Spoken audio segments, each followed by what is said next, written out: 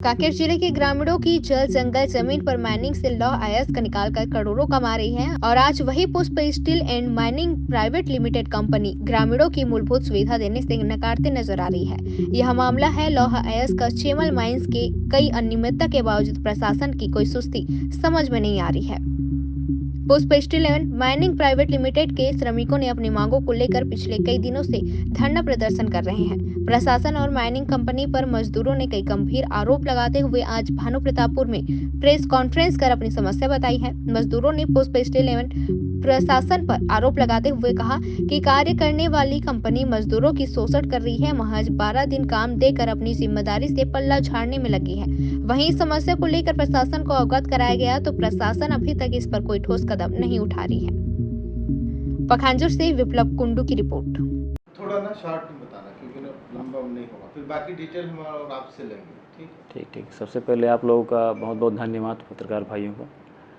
आज हम लोग यहाँ जो बैठे हैं कि चेमल माइन जो है आपका पुष्प स्टील के अंदर एक लगातार 22 तारीख से आपका स्ट्राइक चल रही है, 7 तारीख से आपका मिनिमम वेजेस के ऊपर और बहुत सारे श्रम कानूनों के ऊपर वो लगातार जो आपका पुष्प स्टील है 6 से 7 साल लगभग हो गया है, वहाँ पे मिनिमम वेजेस श्रम कानून का खुलेआम उल्लंघन किया जा रहा है।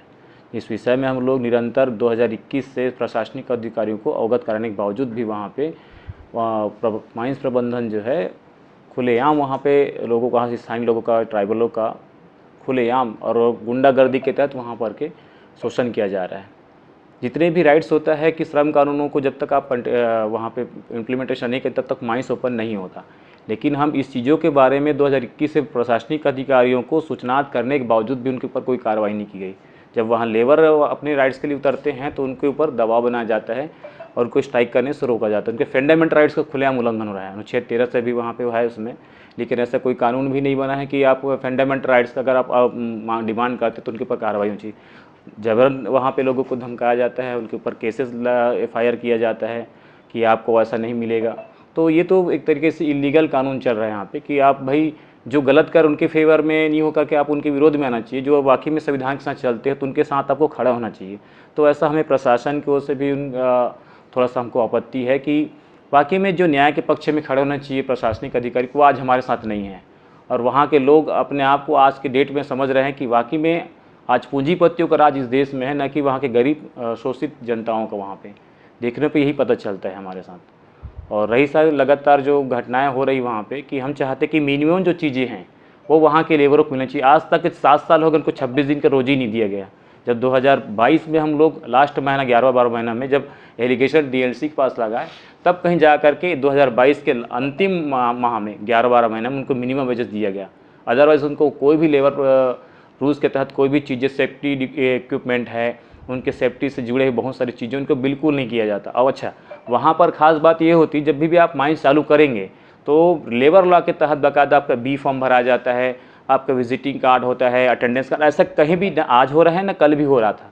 इस विषय के बारे में हम लोग पूर्व में अभी 22 तारीख को हम लोग ने संज्ञान लेकर के वहाँ पे GM के साथ उनके बैठक हुआ और SDM महोदय थे, SP महोदय थी, SDOP महोदय थे, ऐसे बहुत सारे प्रशासनिक अधिकारियों का आपका वहाँ के संबंधित थाने में बैठक हुआ।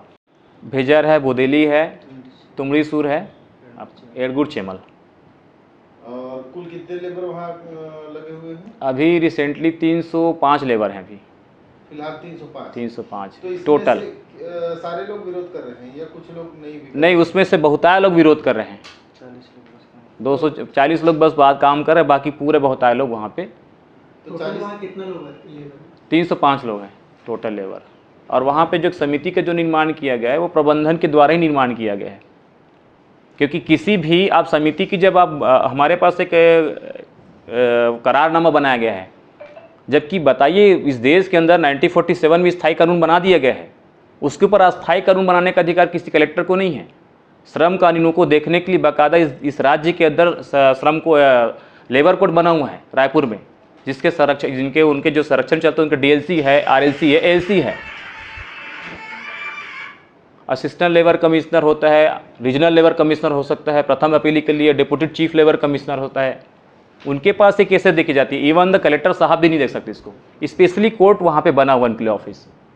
तो आप लोगों ने लेबर कोड में हाँ हाँ सर, ये बिल्कुल चल रहा है, हमारा हेयरिंग भी चल रहा है वहाँ पे, अभी 8 तारीख को है ऐसा। लेकिन यहाँ पे टेम्पररी वर्क जो एक्चुअल में जब टेम्पररी लॉ जो बना करके काम किया जा रहा है, ये बड़े खतरनाक चीज़ है। नहीं, आपका अधिकारों का हनन हो रहा है, ठीक हाँ, है। खुले अमल में। तो लेबर कोड में आपने कब अप्लाई किया?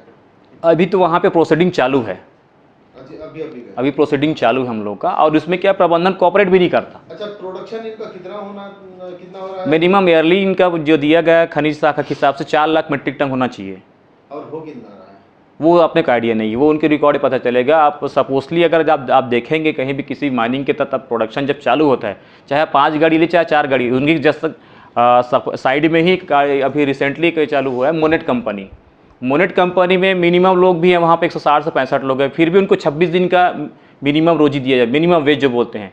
केंद्र सरकार और राज्य सरकार के द्वारा डिसाइडेड जो होता है रेट पर डे का, वो मिनिमम वेज भी उनको दिया जाए, पूरी फैसिलिटी दी जा रही है।